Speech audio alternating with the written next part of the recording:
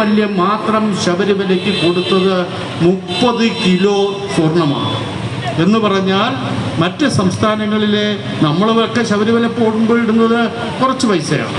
പക്ഷേ മറ്റ് സംസ്ഥാനങ്ങളിലെ വൻ മുതലാളിമാർ എത്ര കോടികൾ വേണമെങ്കിലും ശബരിമലയിൽ മുടക്കാൻ തയ്യാറാണ്.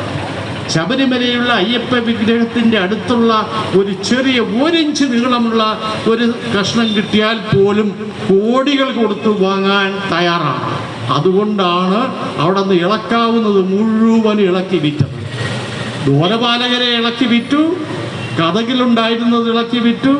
അതുപോലെ തന്നെ അവിടെ നിന്ന് ഇളക്കാവുന്ന മുഴുവൻ സാധനങ്ങളെയും എടുത്ത് സ്വർണം മാറ്റി വിൽക്കേണ്ടത് വൻ മുതലാളിമാർക്ക്, കോടീശ്വരന്മാർക്ക് കോടികളുടെ വിലയിൽ അവർ വിറ്റു.